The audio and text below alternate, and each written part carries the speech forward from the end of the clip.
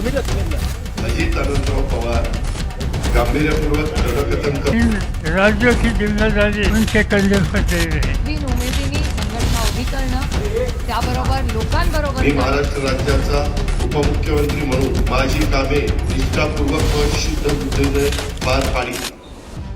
2 जुलाई रविवार की दोपहर अचानक महाराष्ट्र के राजभवन में सूबे के डिप्टी सीएम के पद की शपथ लेकर सबको चौंकाने के बाद अजीत पवार ने प्रेस कॉन्फ्रेंस कर कहा कि वो महाराष्ट्र के विकास के लिए एकनाथ शिंदे सरकार में शामिल हुए, लेकिन माना जा रहा है कि उन्हें अपने चाचा शरद पवार की पार्टी एनसीपी में अपना ही विकास होता नजर नहीं आ रहा था और इसीलिए उन्होंने चाचा को दगा देकर बीजेपी का दामन थाम लिया। इस वीडियो में हम आपको बताएंगे कि अजीत पवार की बगावत की वो इनसाइड स्टोरी जिसने न सिर्फ महाराष्ट्र बल्कि देश की राजनीति पर भी गहरा असर डाल दिया है। दरअसल शरद पवार ने जब कांग्रेस से अलग होकर 1999 में अपनी पार्टी एनसीपी बनाई थी तो अजीत पवार उनके साथ थे। अपने चाचा की बनाई पार्टी में अजीत ने जमकर मेहनत की। साल 2009 में महाराष्ट्र में कांग्रेस एनसीपी की सरकार बनी तो अजीत डिप्टी सीएम बनना चाहते थे, लेकिन पवार ने उनकी जगह छगन भुजबल को डिप्टी सीएम बना दिया। वहीं छगन भुजबल जो अब पवार से बगावत करके अजीत पवार के साथ एकनाथ शिंदे सरकार में मंत्री बने हैं। बहरहाल साल भर बाद भुजबल के इस्तीफे के बाद अजीत पवार महाराष्ट्र के डिप्टी सीएम जरूर बने, लेकिन ये बात उनको समझ आ गई थी कि वो अपने चाचा यानी सीनियर पवार की पहली पसंद नहीं है।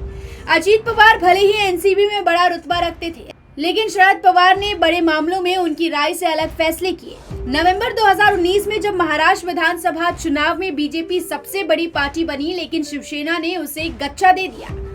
उस वक्त अजीत बीजेपी के साथ मिलकर सरकार बनाना चाहते थे, लेकिन शरद पवार ने कांग्रेस और शिवसेना के साथ गठबंधन करके सरकार बनाना चुना।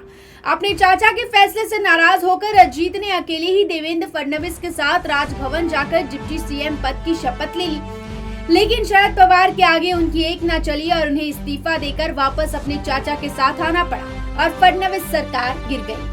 अजीत चाहते थे कि उनके चाचा की राजनीतिक विरासत उन्हें मिले, लेकिन पवार उनकी जगह अपनी बेटी सुप्रिया सुले को कमान सौंपना चाहते थे। अजीत पवार अपने इरादों को पूरा करने के लिए पार्टी के भीतर अपनी गोटियां सेट कर रहे थे, लेकिन पवार ने उनकी मंशा को भांपते हुए इस्तीफे की चाल चल दी। शरद पवार ने इसी साल 2 मई को एनसीपी के अध्यक्ष पद से इस्तीफा देकर अपनी चाल चल दी। पार्टी कार्यकर्ताओं और लीडर्स की इमोशनल अपील के बाद उन्होंने इस्तीफा वापस ले लिया। पवार के इस दाव से उनके भतीजे अजीत पवार बैकफुट पर आ गए। 25 मई को दिल्ली में पार्टी के स्थापना दिवस के मौके पर उन्होंने अपनी बेटी सुप्रिया सुले और प्रफुल्ल पटेल को पार्टी का कार्यकारी अध्यक्ष नियुक्त कर दिया। सुप्रिया सुले को महाराष्ट्र, हरियाणा और पंजाब की जिम्मेदारी दी गई। यही नहीं, सुप्रिया सुले को पार्टी की सेंट्रल इलेक्शन कमीशन का हेड भी बना दिया गया। शरद पवार के इस फैसले से ये साफ हो चुका था कि एनसीपी की कमान अब सुप्रिया सुले के हाथों में ही जाने वाली है। यही वो वक्त था जब अजीत पवार का धीरज जवाब दे गया और उन्होंने अपने चाचा की पार्टी को तोड़कर एनडीए का दामन थाम लिया। ये रिपोर्ट मेट्रो मुंबई।